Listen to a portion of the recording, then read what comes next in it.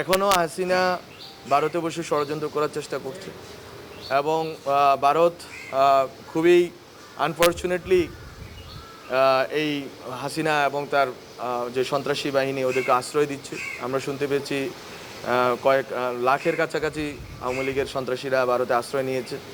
তো আমরা মনে করি এটা বাংলাদেশের মানুষের যে গণতান্ত্রিক লড়াই আছে, গণতান্ত্রিক অধিকারের জন্য যেই গত 15 বছরের যে লড়াই এখানেই আমরা দেখতে পাচ্ছি যে 1,500 2,000-এর মতো মানুষ গুমের শিকার হয়েছেন, 3,000 4,000 মানুষ এক্সট্রা জুডিশিয়াল কিলিংয়ের শিকার হয়েছেন, জুলাইয়ে 2,000-এর কাছাকাছি স্টুডেন্ট শহীদ হয়েছেন। তো তাদের যদি মর্যাদা যদি আমাদের প্রতিবেশী রাষ্ট্র না দেয়, আমরা মনে করি এটা আমাদের জন্য খুবই দুর্ভাগ্যজনক। বাংলাদেশের গণতান্ত্রিক লড়াইয়ের ক্ষেত্রে গণ অভ্যুত্থানের পক্ষে একটি প্রজন্ম, একটি জনগোষ্ঠী দাঁড়িয়ে গেছে। এখানে আওয়ামী লীগ শুধুমাত্র বাংলাদেশের জনগণের শত্রু, এই ভিন্ন এর কোনো পরিচয় নেই। এটা কোনো রাজনৈতিক দল না, এটা একটা মাফিয়া গোষ্ঠী ছিল। যে মাফিয়া গোষ্ঠীর প্রধান ছিল শেখ হাসিনা। তার বাবার হত্যার প্রতিশোধ নেওয়ার নামে বাংলাদেশের জনগণের উপরে ভারতের সহযোগিতায় এই অত্যাচার নিপীড়ন চাপিয়ে দিয়েছিলেন উনি। আমরা চেষ্টা করেছি, আমরা গণ অভ্যুত্থানের মাধ্যমে একটি সরকার গঠনের মাধ্যমে আমরা সেই লুপ্ত যে মানবাধিকার ছিল, আমাদের যে গণতান্ত্রিক অধিকার ছিল, যেগুলো হাসিনা কেড়ে নিয়েছিল, সেগুলো আমরা পুনরুদ্ধারের চেষ্টা এখনও চালিয়ে যাচ্ছি। আপনাদের সহযোগিতা চাই এবং আমরা চাই যে আপনারা যারা এই ভিকটিম ফ্যামিলি আছেন, শুধু আপনারা না, এক্সট্রা জুডিশিয়াল কিলিংয়ের শিকার যারা হয়েছেন, যারা বিভিন্ন সময় পিলখানা থেকে শাপলা, তারপরে মোদি বিরোধী আন্দোলন থেকে এখন পর্যন্ত যারা যেখানে ভিকটিমের ফ্যামিলিগুলো ভিকটিম হয়েছেন হাসিনার অত্যাচার, নিপীড়নের, ফ্যাসিজমের, আপনারা সবাই ঐক্যবদ্ধ থাকবেন এবং আপনাদের সাথে আমরা থাকব। এটা হচ্ছে আমাদের অঙ্গীকার। কারণ আপনাদের অস্তিত্ব, আপনাদের লড়াইটাই আসলে আমাদের জন্য অনুপ্রেরণা।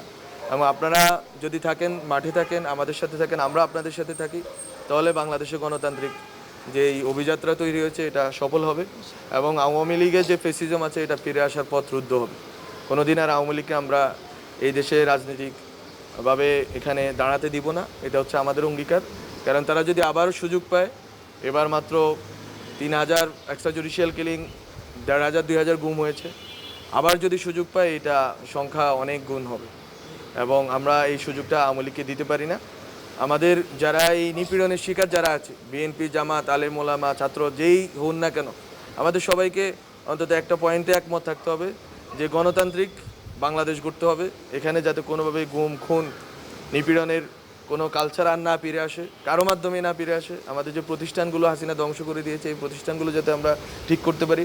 প্রতিষ্ঠান ঠিক রাখলে আমরা ন্যায় বিচার পাবো। আর প্রতিষ্ঠান যদি গোছানো না হয়, সংস্কার করা না যায়, তাহলে আমরা ন্যায় বিচার পাবো না। ফলে আমাদের ঐক্যবদ্ধ হওয়া লাগবে। শেখ হাসিনা ফ্যাসিজমকে যারা দেশের বাইরে থেকে যারাই সহযোগিতা করেছে, সবার বিরুদ্ধে আমাদের ঐক্যবদ্ধ থাকতে হবে এবং আপনাদের সাথে আমরা থাকব। আমি আপনাদের এই কথাগুলো যখন শুনতেছিলাম, আমি আসলেই খুবই আবেগ আপ্লুত হয়েছি। কারণ আসলে এই লড়াইটা আপনারা করেছেন বলে এবং আপনারা মাঠে থেকেছেন, মায়ের ডাকের ব্যানারে আপনারা মাঠে থেকেছেন বলে আসলে এই লড়াইটা আমরা শেষ পর্যন্ত 12-14 বছর পরে এই লড়াইটা আমরা সফল করতে পেরেছি এবং হাসিনা বিদায় হয়েছে। ফলে আমরা মনে করি আপনাদের মাঠে থাকা এখনও জরুরি। যতদিন না বাংলাদেশে গণতান্ত্রিক অধিকার, আমাদের গণতান্ত্রিক অধিকার আমাদের জন্য শক্তিশালীভাবে প্রতিষ্ঠানগুলো দাঁড়াচ্ছে, গণতান্ত্রিক অধিকার আমরা পাচ্ছি এবং হাসিনা আসার পথ রুদ্ধ হচ্ছে এবং হাসিনার যারা সহযোগী ছিল তাদের বিচারের প্রক্রিয়া এবং বিচার কার্যক্রম শেষ হয়েছে, ততদিন পর্যন্ত আসলে আমাদের কোনো বিশ্রামের সুযোগ নেই। আমাদেরকে অক্লান্তভাবে কাজ করে যেতে হবে যাতে আমরা বিচার করতে পারি, যাতে আমরা সংস্কার করতে পারি এবং রাষ্ট্রকে পুনর্গঠন করতে পারি। যদি রাষ্ট্র পুনর্গঠিত হয় তাহলে আমি মনে করি, এবং বিচার যদি হয় তাহলে আপনারা খুশি হবেন।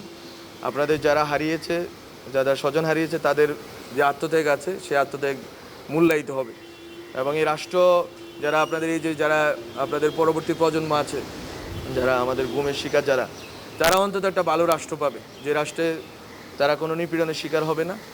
আমি মনে করি যে এই অঙ্গীকারটা আমাদের সবার থাকা উচিত।